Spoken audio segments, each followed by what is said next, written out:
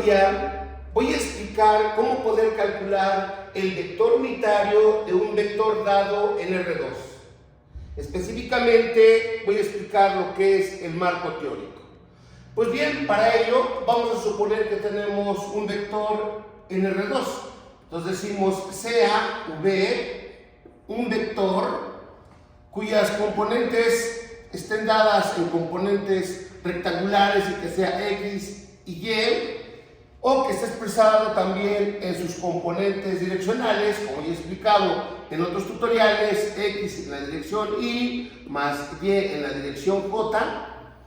Entonces, de este vector vamos a poder obtener otro vector, el cual va a tener la misma dirección y el mismo sentido, únicamente que la norma de ese vector que vamos a obtener, llamado vector unitario, va a ser 1. ¿Ok? Bueno, entonces, ¿cuál es el procedimiento a seguir para encontrar dicho vector unitario? Bueno, en primer lugar, se recomienda obtener la norma o longitud del vector dado. Entonces, se obtiene la norma, recuerden que ese es el símbolo para denotar la norma o la longitud del vector, en este caso del vector V. Se calcula mediante la raíz cuadrada de la suma de los cuadrados de sus componentes del vector, x al cuadrado más y al cuadrado. Recuerden precisamente que este resultado es un escalar, es decir, la norma o longitud de un vector es un escalar. ¿Ok? Bueno, una vez que ya hayan encontrado precisamente la longitud o norma de ese vector, entonces ahora sí vamos a poder encontrar el vector unitario que andamos buscando. Lo vamos a denotar con la letra U de vector unitario, y este va a estar compuesto por un producto de un escalar por el vector dado.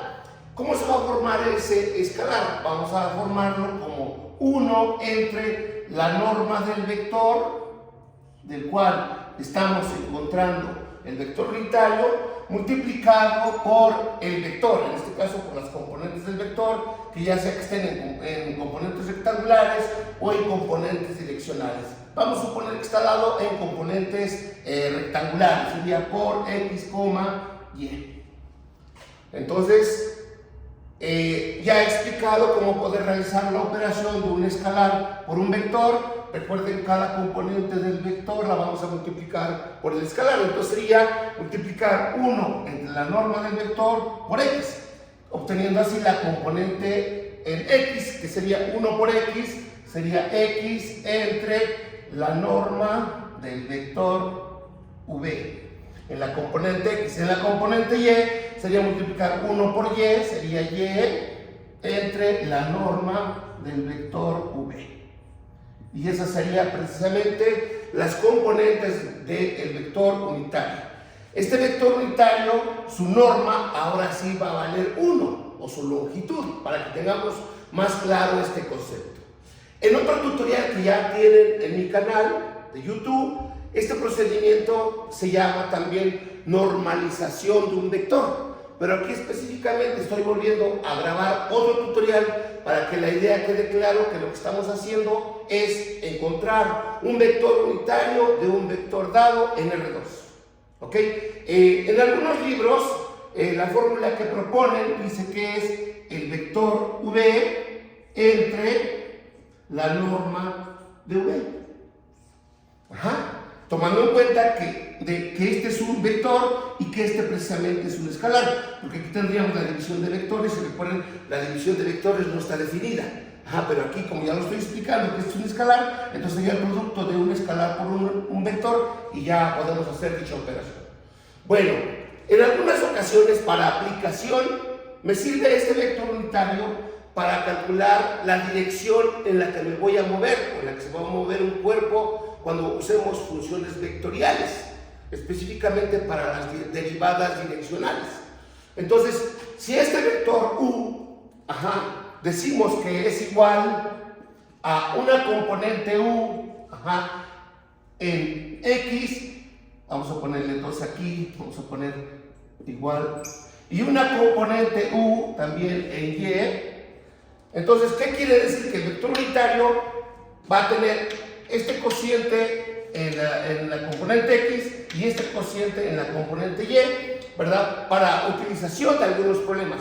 Entonces podemos decir que el vector unitario, lo podemos ver como U en la componente X, U en la componente Y, donde, vamos a explicar, eso simplemente es notación, donde U en la componente X va a ser igual a X entre la norma de V del vector, ¿sale?